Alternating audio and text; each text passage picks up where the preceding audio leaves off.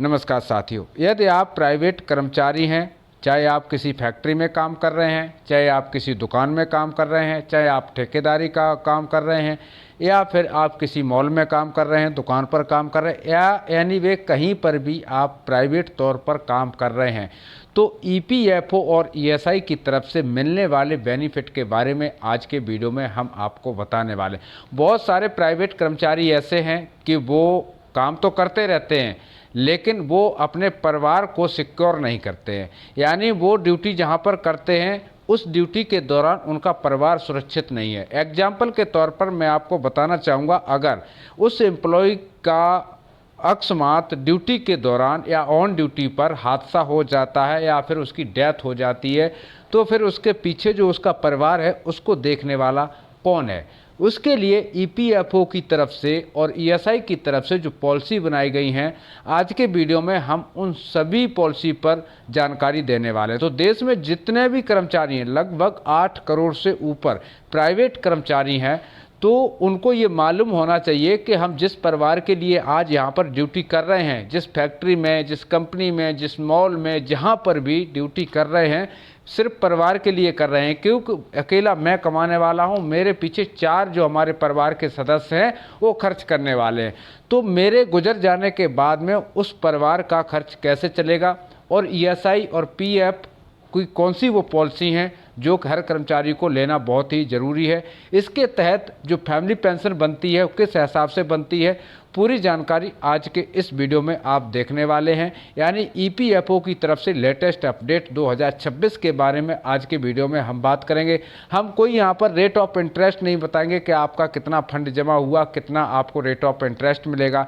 हम सिर्फ आपके परिवार को किस तरह से सिक्योर कर सकते हैं, आप अपने परिवार की देखरेख कैसे कर सकते हैं गैर मौजूदगी में, वो पूरी जानकारी आज के इस वीडियो में देखने वाले हैं। तो सभी भाइयों से निवेदन है कि ये जानकारी ज़्यादा से ज़्यादा लोगों में इसलिए शेयर करें क्योंकि आज के समय सरकारी नौकरी बहुत कम है और ज़्यादातर प्राइवेट एम्प्लॉयर ज़्यादा है। किसी फैक्ट्री में बंदा काम कर रहा है, कहीं रोड पर ठेकेदार के अंदर में काम कर रहा है, कहीं जो बड़े बड़े बिल्डिंग्स बनती हैं वहाँ पर काम कर रहा है। अगर बंदा वहाँ पर एक नट बोल्ट ढीला होता है तो 4 मंजिल से जब बंदा नीचे गिरेगा तो क्या वो बचेगा? नहीं बचेगा।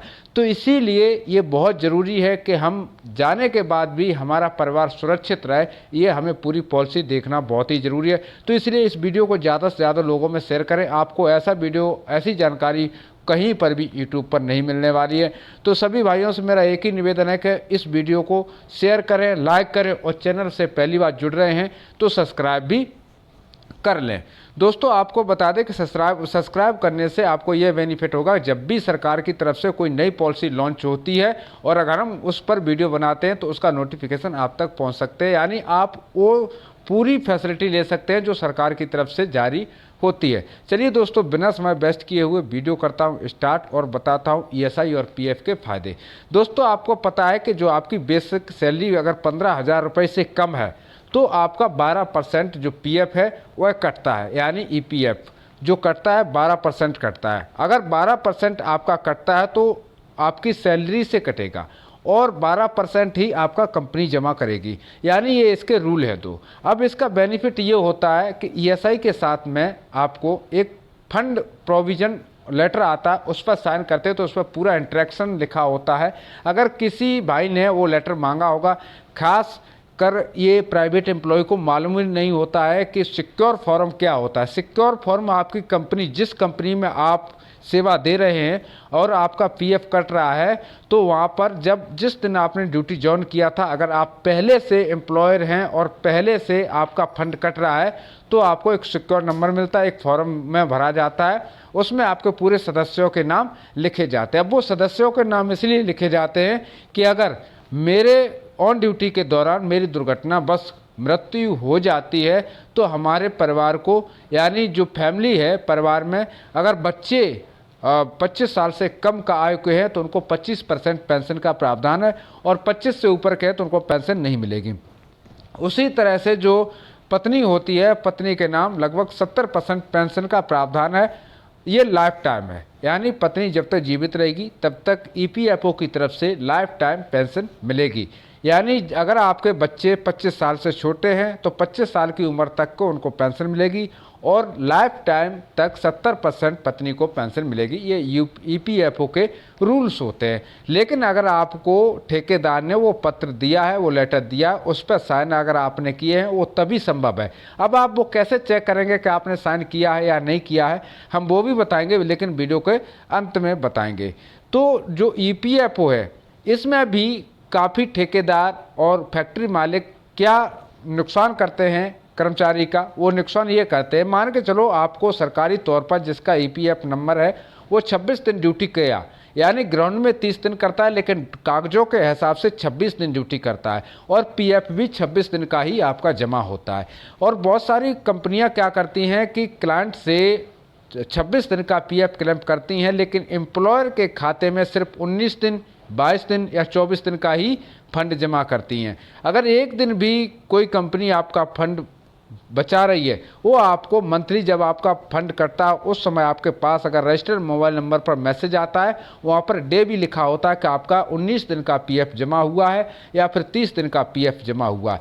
ये आपको चेक करना बहुत ज़रूरी है। क्योंकि ये इसलिए ज़रूरी है, अगर आपका 19 दिन का PF बना बेशक 12%, तो कंपनी का भी कम जमा करना पड़ेगा और आपका भी फंड कम जमा होगा, यानी जितना आपका फंड जमा हुआ उतना ही कंपनी को फंड जमा करना पड़ेगा। तो इसलिए कंपनी को आपके ही पैसे से वो अगली किस्त निकाल के जमा कर देते हैं। तो आपको ये नंबर 1 चेक जरूर करना है। दूसरा, ESI कार्ड सभी का बनता है। ESI कार्ड के बहुत सारे फायदे। ESI कार्ड से भी आपको फैमिली पेंशन मिलती है। अगर ESI कार्ड आपने समय रहते नहीं बनवाया है तो अभी अप्लाई कर दीजिएगा, बनवा लीजिएगा। यानी 3600 रुपये आपको साल में एक बार ESI से मिलेंगे। वो आपके इसलिए हैं, अगर आप बीमार होते या नहीं होते कोई फ़र्क नहीं पड़ता, लेकिन 3600 रुपये आपके चेकअप के, बॉडी चेकअप के 3600 रुपये हर साल मिलते हैं। तो एक तो आपको वो लाभ मिलने वाला। दूसरा लाभ ये है कि आपको पूरा फैमिली बेरोजगार है तो सब पूरे फैमिली का बनवाइए। 18 साल से आयु से ऊपर के कर्मचारियों का बनता है और ये एक तरह का इंश्योरेंस होता है। अगर ऑन ड्यूटी पर एम्प्लॉयर की अगर डेथ हो जाती है तो लगभग 10 लाख रुपए एम्प्लॉयर को दिए जाते हैं और उसकी लाइफ टाइम पेंशन परसेंटेज के हिसाब से तय हो जाती है। यानी EPF और ESI की तरफ से जो पेंशन मिलती है आपके परिवार को, तो वो अगर मिल जाती है तो जिससे आपका परिवार पूरा सुरक्षित हो सकता है। इस वीडियो में मैं फ़िलहाल नहीं, इस वीडियो में जो जानकारी बता रहा हूँ कि जो EPF और ESI से फ़ायदे मिलते हैं वो फ़ायदे बता रहा हूँ।